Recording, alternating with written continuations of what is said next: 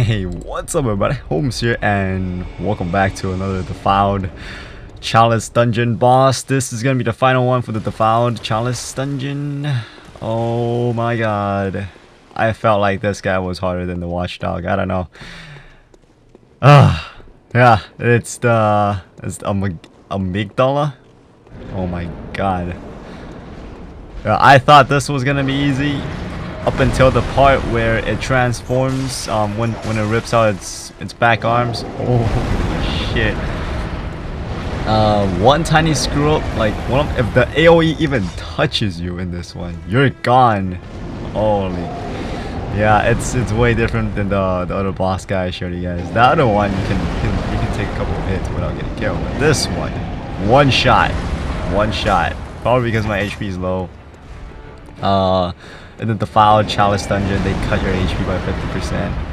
And I originally have 26 vitality, and then they cut that in half, so I probably got like, what, 500 something hit points left. Yeah, it's ridiculous. So if this guy hits me even once, I'm screwed. And that's what makes this boss fight hard for me. And I ended up using the whip in this fight because I figured the range, if you have a ranged weapon, it'll be really useful. I tried using the scythe. It was good, but then towards the end, where you can just cheese it from the back, kind of sort of, because it does still stomp. And I figured the scythe was kind of dangerous because I did get killed like that. So I was like, you know what, screw this, and it wasn't doing as much damage. So yeah. I'm using the whip during this fight, and I have bolt paper equipped, so if I need to buff my weapon, I can, and I'll do extra damage for me. And at first, I'm just trying to like, I'm trying to get his HP down because his weak spots are his arms and his head. Mostly his head because, I mean her head, excuse me. I'm pretty sure someone's gonna correct me on that one. I mean her head.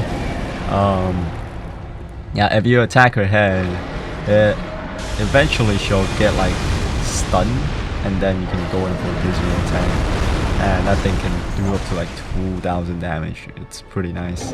And this is like cheesing tactic. I know the ass, it doesn't really do much damage on the butt, but no, this is like the safe area. You want to hit the tail if you can.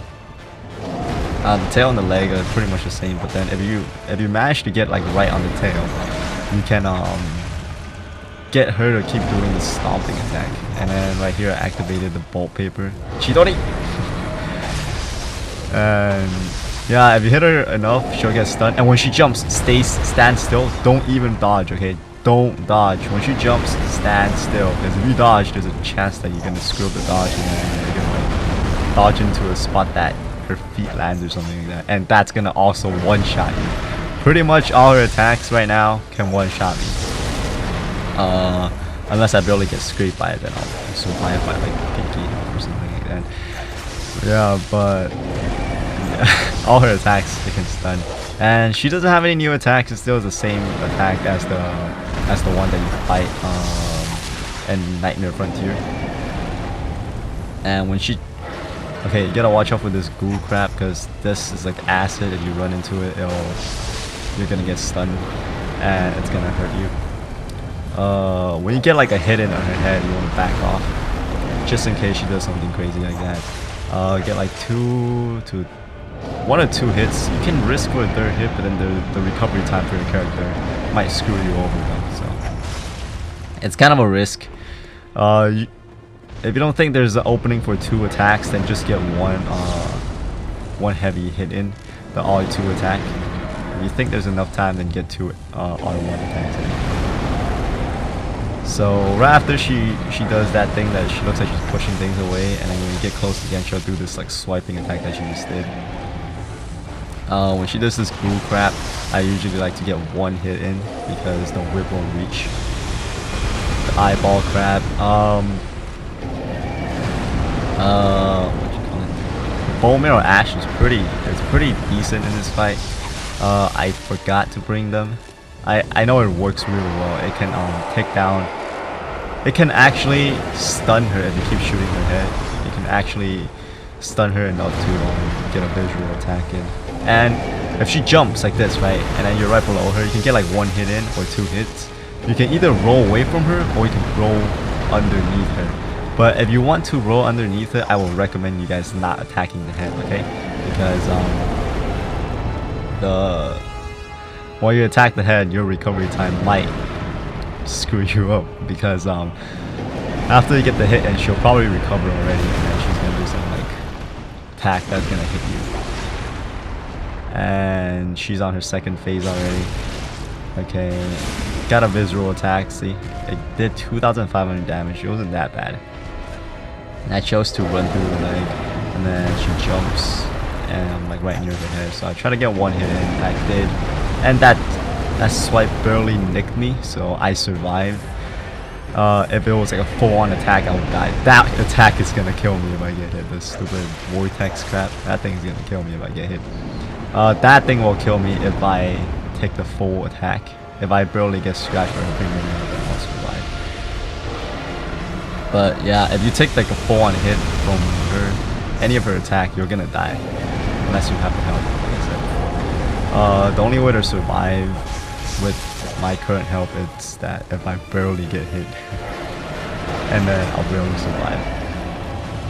But everything else is a one-shot. That's a one-shot. Everything, like every palm slam attack, every swipe that if I get hit by the palm, I'll die. The easiest way to dodge that is to dodge right. Okay, don't dodge left because chances are you're gonna get hit.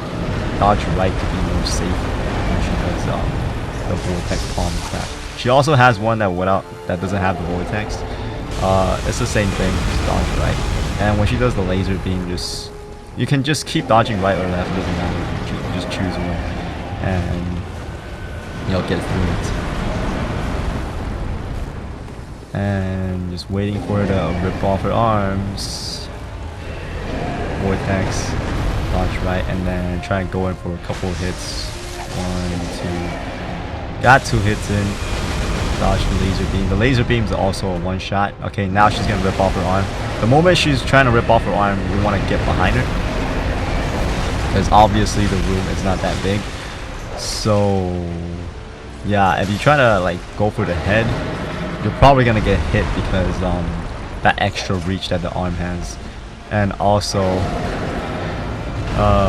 it also has the vortex crap. So it's trying to go for the head. It's not a very wise when this happens. So you can play it safe and you can cheese it back. It doesn't do as much damage as you would if you hit her arm or hit her face. But this is like the safest tactic you can do here without getting wrecked. This is actually doing a lot of damage. I think it's because of the volt or something's happening. Okay. Yeah. At this point, once she ripped off her arms, she will no longer have a back attack. Because I got stomped there. Look at my health. It's pretty much gone right there. So yeah, make sure you top yourself off. But like I said before. Well, actually, like I was saying, once she rips off those 2 arms that she has, she will no longer be able to do a back attack. Because originally, if she didn't rip off her arm and if you stay behind her like this, there's a chance that she'll do like this crazy ass swipe that'll hit all around her. But since this idiot ripped off her arm, she'll no longer be able to hit you if you're behind her. She'll only stomp, but you can just pretty much avoid that stomp because it's really easy to telegraph. It's not that fast. See, you can sick that when she's doing the move.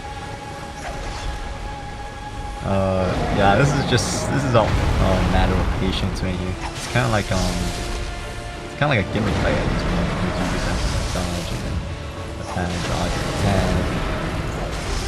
The same thing. You don't want to stay near the tail. You don't want to stay too close to the feet because if you don't have the stamina, if you're getting too happy on attacking her and you ran out of stamina, that stomp can get you, and it can one-shot you. Okay, it can one-shot you. So you know, if it's like a full-on stomp, you're gone. okay? If it barely stepped on your toes, you'll survive at 1 HP like what happened to me. If you have lower HP than me, if you have less than 26 vitality, they'll probably be a one-shot, even if it gets your toes. Because I barely survived with my 26 vitality. So yeah, I've seen a couple of people that fought this guy, and their health was really high. I can't believe it. Like, I can't imagine how much health they have without the Chalice dungeon. They probably have like 2,000 or something like that. That's really high. I was like, damn, I want that HP for this boss fight.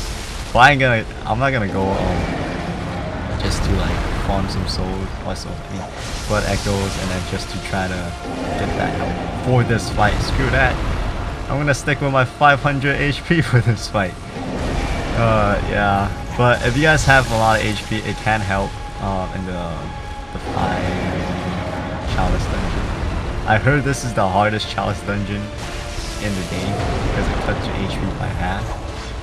I don't know if there are other Chalice dungeons that cut your HP in half when you do some status effect, but as far as I know, and as far as I've read up in the forums, this is like the only Chalice dungeon that's most of a pain to do. Like there's 3 bosses in this one. There is the dog, and there's this chick, and then there's like this wizard that I didn't record, but she uses pyromancy. She's the first boss actually. She's not that hard, but the combo can kill you. It's a 2-shot from her. If it's a direct attack, I think it's a 1-shot. I was getting really close, but it didn't take as long as the Amygdala here. This boss actually took me a couple of tries, more than 2 tries. Yeah. And after defeating her, you'll get the great. I mean, I don't know what it's called. I don't want to make up random names and someone makes fun of me of it because of that. But you can get the final Chalice dungeon, I believe, for this area, and you can unlock the Queen. So yeah, that's gonna wrap it up for this video. So thank you all for watching, and I'll see you all next time. Holmes out.